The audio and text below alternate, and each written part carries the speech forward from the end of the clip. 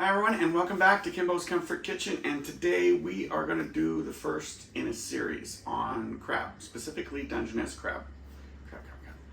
So I live in Vancouver, BC, and we have a plethora of places that we can go. Yes, a plethora of places we can go and get live crab, along with many other shellfish and live fish.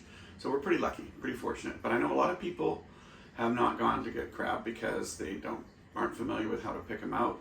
They're not familiar with what to do with them when they get them, etc., etc. So that's the first one today. The second one is going to be on how to make, once we've got the crab cooked and we've got the meats out, you can either just eat the meat or you can do something special, which is I'm going to make crab cake sliders with, get this, bacon. Yeah, they're amazing. Crab cake sliders with bacon. That's going to be the second video. Then the third video is I'm going to do stock. I'm going to do specifically a shellfish stock. I'm going to show you how to make the stock from scratch. And then once we've made the shellfish stock, then the next video after that is going to be bisque. And the bisque is a recipe that I got when I was first apprenticing over 40 years ago at the Four Seasons. And it's very old school, but I'm telling you, it's unique. You're going to see a lot of other videos on how to make bisque, but I'm telling you, this one has an amazing depth to it, and it's worth the wait to watch the whole thing. And you have to get there by making the stock first. So it's a bit of a process, but stick with it, and I'm telling you, you're going to enjoy this, really, if you like crab. Crab. So let's get going. Let's go to the market and see what they got. Hey everybody, and we're at my favorite live fish market, or infestations. This is TNT in downtown Vancouver. And we've got all sorts of goodies. First we have lobsters, a couple of king crab, ling cod, oysters, mussels, manila clams, sea snails, brown crabs, and then this is what we're looking for today. Is Dungeness, of course, more lobsters. So, when you're looking for live crab, you want to look for some that are kind of lively, like this guy, right here. This guy's pretty lively.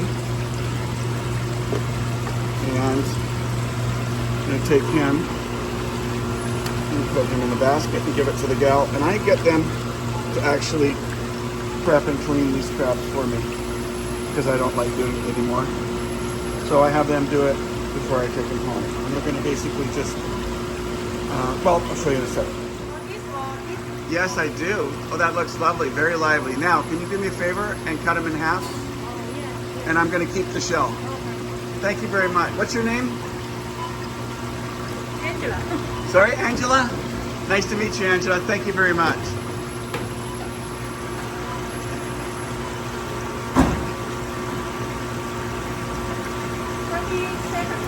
What a deal. Thank you. Okay, I'm going to let her do the dirty deed, and then we'll go back to the kitchen. Alrighty then, so we are home now from the market, and I asked them to include a bag of ice. Now, I have to tell you how important it is that if you're dealing with live crab, that you want to dispose of them as quickly as possible, because once they are dead, the gastrointestinal tract will start to release ammonia along with a few other things, and that's not good. We don't like that. So here we are, and now we're just going to wash out, clean the crabs with cold water. I'm just using my hands. And I like them to do this at the market because it's more humane, it's quick, it's instant, and they don't have to travel home with me. In the old days, I used to actually transport them on ice because it puts them in kind of a coma until you're ready to put them in the pot. But I don't like putting them in the pot live. So that's cleaned out. And the claw came off. That's fine. And again, I'm just washing out all the guts. She did most of the work for me. But I'm gonna get rid of the gills here on the side. And again, this is a perfect specimen. Now this time around, I asked her if she would make sure that I could keep the cap, because I'm going to use this as part of the series. We're going to make bisque, and this is a great addition to making the bisque. But again, you want to clean out all of the guts, so to speak, and just have the crab in here, because otherwise you can end up with some toxins, and we don't want that. So this I'm going to set aside. I'm not going to cook this with the rest of the crab, but that's what you're left with one. It's about 1.5 pounds Dungeness, nicely cleaned, and I've got a pot of hot water ready for it.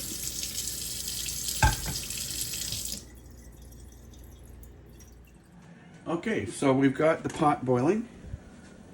Now, obviously, this could handle 2 crabs max, but if you're going to have a crab boil, so to speak, you'd want a much bigger pot. But for today's purposes, we don't need that. So bring your water to a boil, and I'm going to salt the water. A lot of people don't realize it, but when you are cooking seafood, you need to add salt. Even though they come from the ocean, they have low salinity in their proteins. So if you want it to come to taste, then you want to have salt in there. And don't add the salt in at the beginning, because it'll pockmark your pots with salt stains. This won't happen now. So let's just get going here.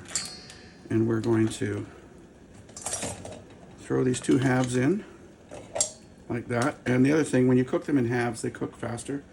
A lot of people say, well, they want to boil them for 17 minutes or whatever. That would be horrendous here. It would be a real crying shame, because the fact of the matter is, so long as these are in the water and they're cooked like this in half, make sure they're all submerged, they'll be fine. I'm only going to put this in for 11 minutes, if that. I'm going to keep an eye on it, and I'm going to turn the heat down once it reaches a boil again. Otherwise, it'll boil over. So let me just do that. I'll turn this down, and I'm going to cover the pot, and we shall be back. All right, so we're 10 minutes in. I just thought I'd check a minute early, because they are cut in half. They're not whole. You can see, if you can see through all the steam. Sorry about that, but I can't really do anything about that. You can see the translucence of the body, and also check into the joints. And it could use another minute or so, because the joints, which are in the shell, take a little bit longer, not long. So I'm just going to do one more minute, and then we'll be away to the races. All right, so we're a minute later, and I'm going to pull these out. So this is it was a total of 11 minutes altogether. And I'm going to let these cool down a bit, because they're a bit too hot to handle right now. And then I'm going to show you exactly how to crack these open and start eating the meat. It's so tasty. All right, so before we get going, as you can see, it's still steaming, and that's fine. I'm going to let that steam out a little bit more so I can handle it. But I also have a bowl for the shells. We want to keep those shells for the next episode. And I've got another bowl for the meat itself. And of course, I've got a cracker, and I've got a long fork to get in and get all the nitty gritty out. So stay tuned. Okay, so I've got myself my bowl. I've got a pair of crackers, and I got my little picking fork. And let's start. So we're going to start with taking the legs off first. And I'll get to the body in a second. But Now, there's not a ton of meat here, but it's really juicy. And we've got, can you see me? Yeah. So I'm just cracking that right in the middle. And I'm going to pull the meat out. It's not that tough. It's a bit of work. Sitting at a table, though, it's kind of nice because it's very social. But this meat is not going to be eaten at the table, obviously. I'm going to be using this meat for making crab cakes. Really delicious crab cakes. And I'll show you that recipe later. And so, as you can see, there is a bit of work involved. Oops. And crunching this through. And peeling this open. But eventually you get to all of it, especially the knuckles. This is the part I like the best, is right in here. So I know everybody has a different way of attacking this. Mine is a much more full-on attack. There's some that are a lot more dainty, but this works for me. And so I'm going to just poke this through. There. And now I've got it all. So, and obviously you want to keep the shells apart from it. But you get the idea. So I'm going to do all the legs and then we'll go to the body. You know what? I think I did such a crappy job the first time. I'm just going to show you again.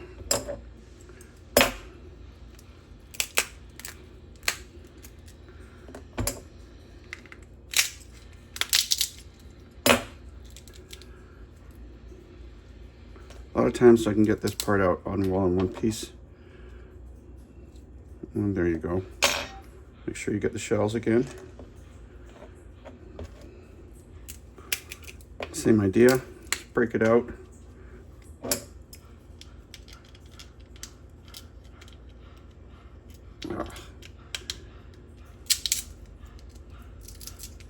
There you go.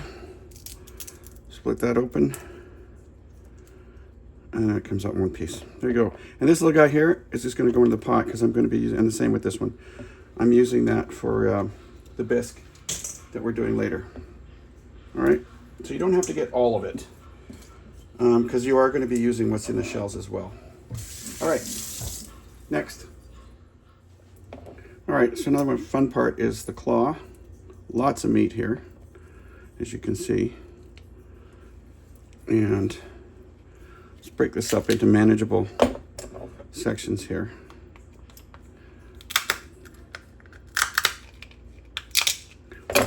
I'm just going to run the tap a little bit while I'm doing this because I'm at home. Not very elegant, but very effective.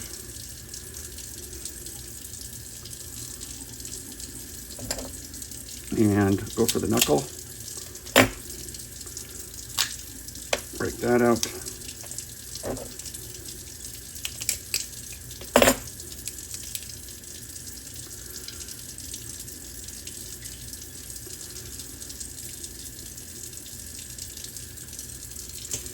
And then we're going to do the actual claw itself. Break that off.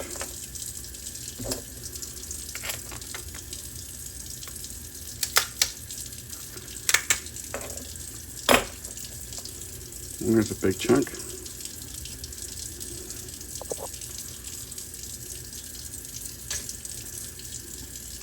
It's empty.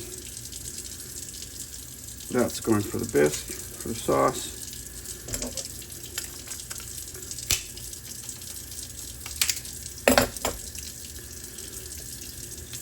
And another nice chunk in here as well.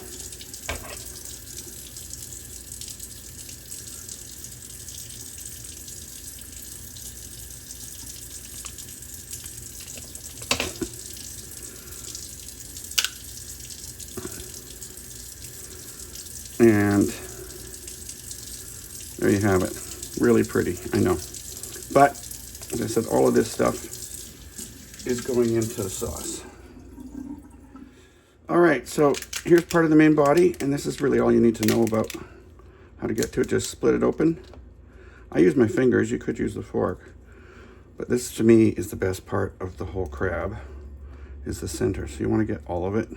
You break them down, all these little thin walled cells that are in between all the flesh. And just break them open. And it comes out relatively easy.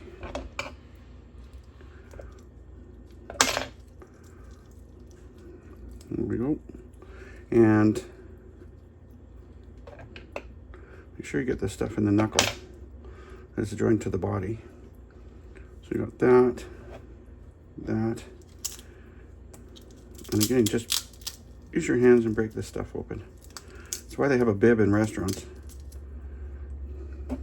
Again, try to keep the shells out. You might get one or two, but we'll get there later when we're preparing the crab cakes, so that you don't bite into one while you're eating it. There you go. There's a quarter of the body there. You can see what's left, nothing. And that shell is going into the pot for our shellfish stock. So there you have it. Those are all the parts you need to know about how to attack a crab for dinner, and now for prep, because we're going to make a couple of other dishes out of this. We're going to make bisque, which requires a seafood, like a shellfish stock to start with, and I'm using the shells for that, obviously.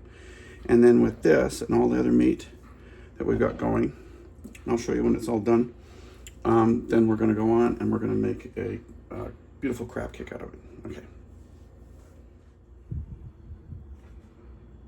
All right, so the final result, we've got all the crab shells, which we're going to turn into an amazing bisque in another episode. And this one, here's all the crab meat, which represents about 25% of the crab by weight. And we're going to turn this into some amazing crab cakes in another episode. So between that and showing you how to make shellfish stock to make the bisque and the crab cakes themselves, we got a lot of work ahead of us. Anyway, I hope you stay tuned for my other episodes, and talk to you soon.